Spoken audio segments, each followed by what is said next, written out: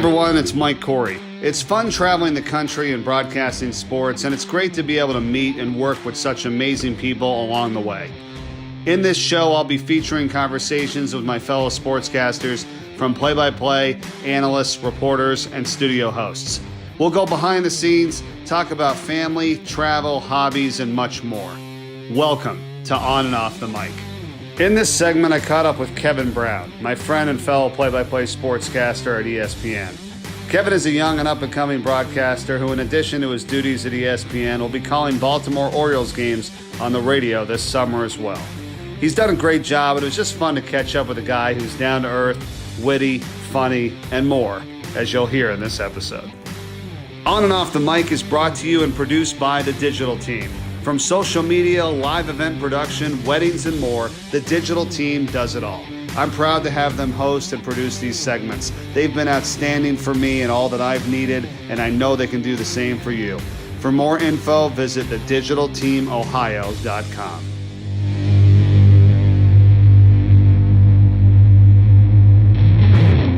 I'm going to make up some fake sponsors for this podcast. Is that right? We're trying to get some, so let's come up with a couple. You need the meal service.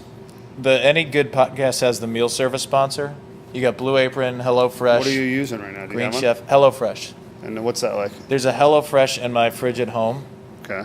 We picked a bad time to do it because I'm on the road for a week. This is for you and your wife, right? Yes, and now she has to fly to LA tomorrow. She has to fly out 3 days earlier than she thought she was going to for work. So now we're just going to have pre-made meals made by no one sitting in our fridge. The HelloFresh is the best part. The HelloFresh is the good thing to do. Is that the best one of them? Yes, the best one, I think. I think I got one for Christmas. If Blue Apron sponsors the podcast, that becomes the best one. Well, then that'll be it. But for Let's now, get them on. HelloFresh is good. The ingredients are clear. The instructions are clear. I'd have no skill of cooking food. What is it? Breakfast, lunch, and dinner? Anything you want? Dinner. Just dinner? Yeah. Okay. Maybe there's breakfast option, but I don't know how to cook, But so how I is need every instruction down to the most minute detail. How's this stuff fresh though? When you have to heat it up and it comes in the box, right, or whatever? It's in a giant box of ice. Oh, okay. It's just giant ice packs in the box. I don't know how long that holds for, but it's fresh when it arrives. I always rush it into the fridge because I'm scared. What did you get? What did you order? We got some kind of Moroccan chicken. Nice. There's a shrimp dish in there. I always nix the vegetarian option. There's always You can choose from about 6 different dishes. I always nix the vegetarian option because I'm unhealthy, profoundly unhealthy. I'm coming from a giant barbecue lunch and then a biscuit with fried chicken and ham and eggs in the morning. We are in Memphis, so we had some barbecue this week, so that was good. So I'm planning on. They ship their stuff out too, by the way. Who's that? Rendezvous here. Do in they Memphis. really? Yeah, same thing with the cold. What is it? With ice. the giant ice packs. Giant ice packs. Yeah. I was here. Overnight. I was here once. I've only been to Memphis once. I was here for the Tennessee game this year, which is an 11 a.m. local game. Right. And they catered Rendezvous. Yeah, that's the spot. Which is great, but again, 11 a.m. local game. It's too early. So 9:45 is out of my barbecue range. You're late, dude. You don't show up 2 hours before a game? No, I was there, but they didn't have it. Oh, okay. Yeah, they didn't show up. You give me shit for showing up an hour, 15 minutes before. I walk in 20 minutes before the game. Talent. They didn't have food there until about an hour 15. Reese Nestler, God bless Reese her, is great, is our producer on site. And Brad Nestler's daughter. Brad Nestler's daughter. Yep. Reese threw up the barbecue. Did you really? And I understand. It was 9:45 in the morning. Oh, my gosh. We were sitting at a table with this Memphis photographer, lovely guy, who then started following me on Instagram. And I don't know why that's relevant. Be careful. He said he gets nervous before games, so he had a giant Bud Light in the media room. What? So it's 9:45 in the morning. My dude's got a giant Bud Light and a full plate of Rendezvous barbecue. That's not going to go over well. No, I kind of respect him in a weird way for doing what he needed to do. He needed to get a little buzz before being engaged in his art. I respect that.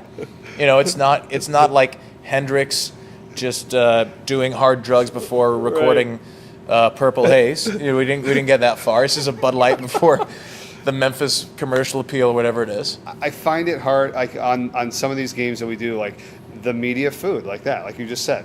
You're at an 11 a.m. game, even not 11 a.m. game, and I love Rendezvous, it's great, but I don't want the beans, before the broadcast. I definitely don't want the beans. I don't want that kind of stuff, right? Why do they do that? Why isn't there on other sites in other cities just chicken fingers or something? Yeah, it's something easy. Right? They should really think of us. Yeah. What's your top media food?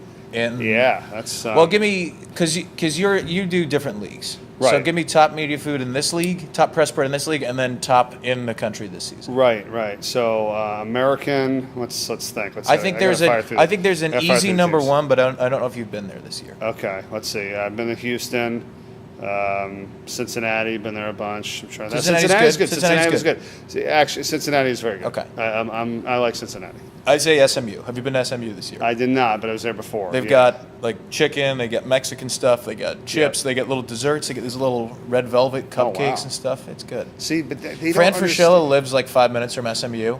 Fran and his wife, who are lovely, and they just show up at games, even though Fran works. I think 8 Big 12 games during a week. Just to get the Fran food. comes to the SMU games, and then they're just in the media room. Fran, what are you doing here? Just watching basketball. He's here to hang with Jankovic and to get the food. That's great. See, that's it. And then I do the A10, the Atlantic 10. Yes. So Davidson has like a really nice, hot catered meal. Yeah. Does Steph just remotely pay for them all? Steph Curry probably sends it in. Yeah, I know. He was at one of our Steph Curry games. media room? It was great. Yeah. Well, he's got the student section. Probably media room's probably on the way. But you don't realize, right? I mean, you think like if these schools did that, and I'm not like I need to have a great meal, but like honestly, what it does is it promotes the media to be like, I love that place, or like that's a great school, we judge it based on sometimes the food, like what they give us. I hope I don't go on the air with the subconscious bias of I'm gonna just call out this school in my critique of their play. What's going to seep in is the fact that they serve me nachos at 9:45 in the morning. I hope that doesn't happen. Or the pizza. I can't guarantee that it doesn't happen, but I hope it doesn't happen. I don't like pasta. No, I don't want that food. either. Right. I like pasta as a dinner, but I'm always concerned I'm going to get just sauce all over my shirt. I know, you don't even want to eat it. Have you ever done that? Have you ever gotten sauce on the shirt and had to go on the air and like say I can't be on camera or something? Because I fear for that. About it, yeah. I fear for that every day. I feared for it. I bring a bunch of ties. I do that too. I don't know why I do that. Dress. I think I have to have a few options, and they're like, Mike, you're packing way too much. But you know what I'm saying? But for that reason, what happens if I only brought one shirt? Then I screw it up. I always bring 2 ties, and I always... Do you bring a lot of crap or no? I bring 1 shirt. That's it? That's the one I'm wearing? Yeah. It's like your mom and dad, like when they go on vacation, they got if you're there for 4 days, there's 4 shirts, 4 underwear, 4 socks, right? I mean, just 1 dress shirt. Okay. Most people do that. All right, so I'm You're in the minority, I think. That's not cool. You're in the minority of 3 at this table. I overpack. I always bring 2 ties, and I think one day I will get to the arena and my analyst will be wearing the same tie as me, and then I will pull the tie out of my backpack triumphantly. I planned ahead for this. It's never happened. Well, I'm sure. Also, like, if it did happen, who cares? Yeah. Why would anybody go on and say, "I can't believe Kevin Brown and Mark Adams wearing the same tie"? No, they wouldn't. No but one you cares. know what? No one who does care is when you're wearing the tie of the color of the team that you're doing. You know what I'm saying? Right. Like you can't. I don't. You have I try think not to ahead, do that. And you can't wear the color tie. I've had some people come up to me before, like, "Oh, I see who you want to win tonight," huh? And I'm like, "What?" I'm like, really? You know what I did this past year? I didn't realize it until you were walking to the stadium. I did a Maction football game on Election Day. Oh, boy. I had a blue suit, a light blue shirt, and a blue tie. Oh, my God. I was like, oh, man, I didn't realize what kind of a message I was sending. and you know, the 3 people that notice it, that are convinced that ESPN is like only a liberal company are going to be looking at the TV like, that guy's wearing all blue, he's sending a message right now, which really I just have more blue clothes than I do anything else. Do you have a custom suit guy? Do you get custom suits? I only have 1 custom suit, and I would like to get another. I got it at Indochino. Okay, I'm trying. Another podcast sponsor. Do you have a custom? The rest. I need new suits because half of mine don't fit me. Right. No, me too. Because I've gained so much weight this year. It stinks. I've gained like 30 pounds. Really? Yeah. I hate to say it like that. I don't. To be like, oh, you don't look like you did. Exactly. But I have, and they don't. From barbecue? Well, the baby. From the baby. From the newborn. Yes. Yeah. Well, that too, and being on the road. not eating well on the road, right? We I don't always get the great media. No, I have a good metabolism. I'm lucky I have a good metabolism because one year I will because you're 23 1 year I will years gain old. 30 pounds. I'm actually 18. Okay. I'm 29. What are you? I'm 29. You're 29? I'm 29. Crazy. That's Yeah. great. You remember this? I'm just thinking of this now. I was out of college. This was, again, like a year ago. Yeah. And pretty much. just Syracuse people. Just okay, emailing and calling as many random people in the Northeast as I could find. Right.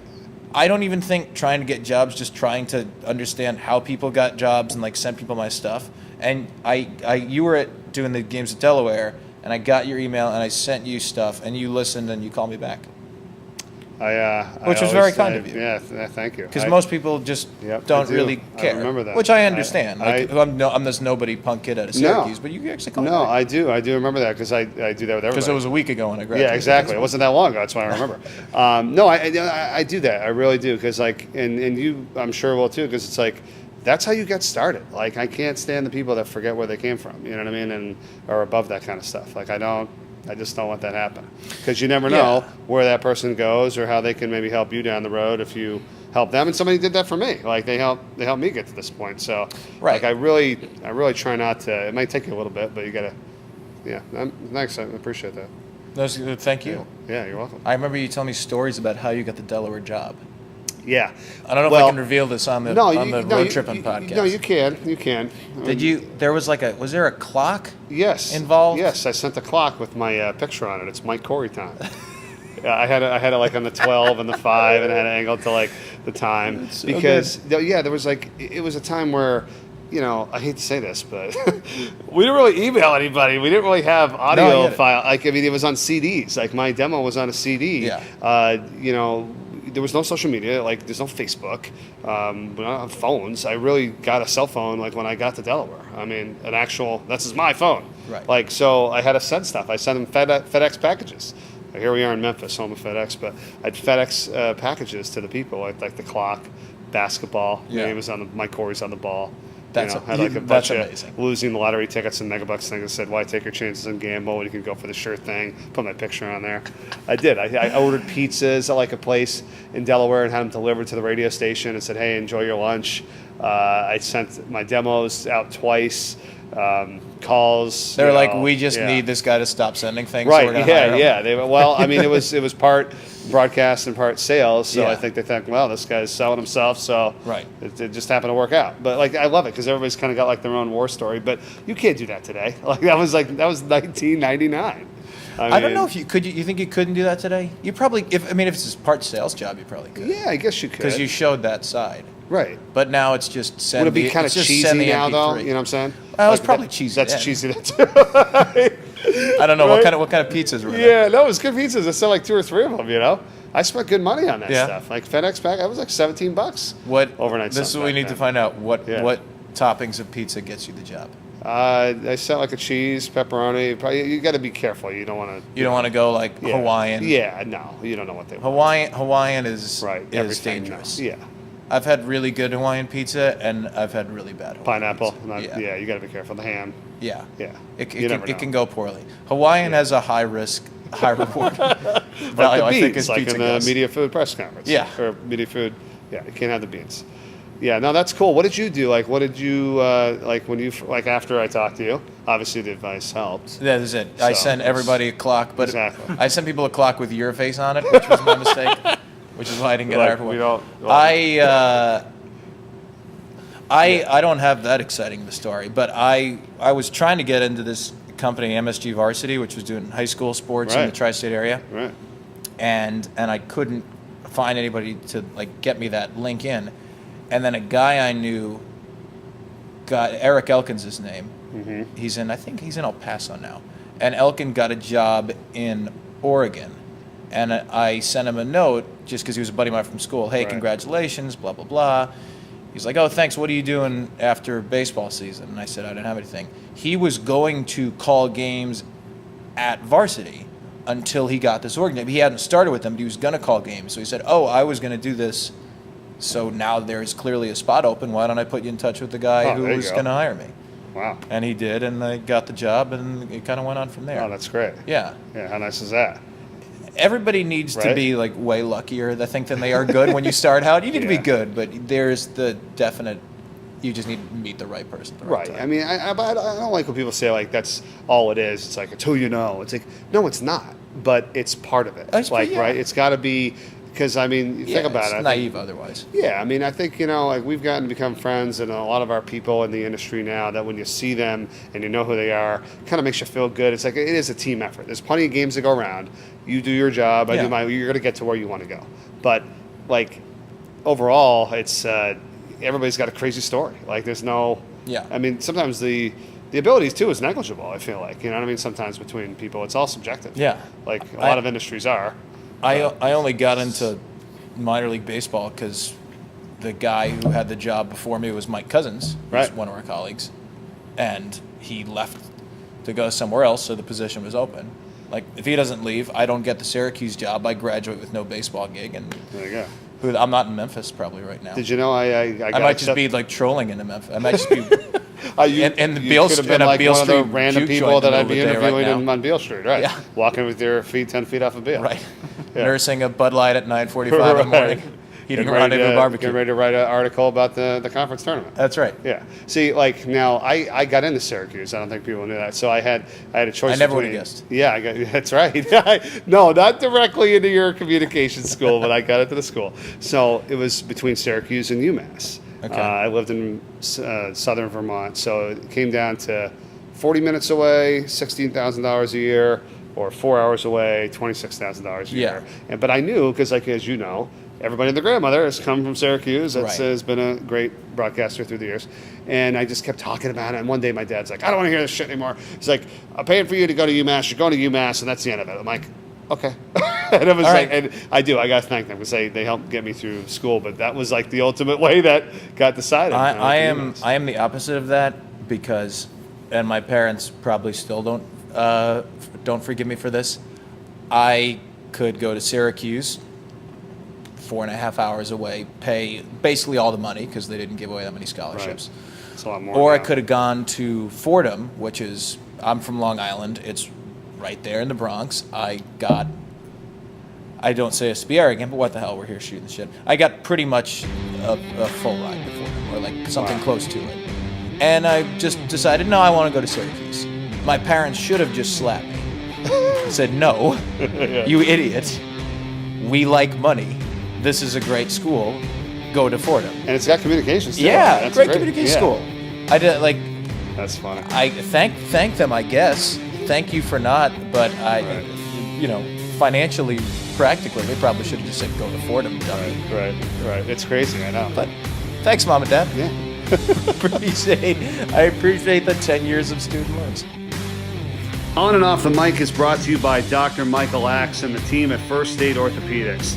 Dr. Axe and his staff is an outstanding group that I've known for over 20 years. They have top docs that are nationally known, 21 specialized surgeons providing the best care for you and your family. Visit firststateortho.com. What's going on with like the all the people from there? I mean, it must just be a great like connection of everybody that you know, because a lot of them are in our industry, of course. How does that all work? They're mostly jerks. Really? No. Who's the biggest jerk? Yeah, no, Oh, gotta go. Wichita Station. Yeah, I know. I'm keeping you from like shoot around here. We got practices we're supposed to be watching here at the American Conference Tournament, but I don't know.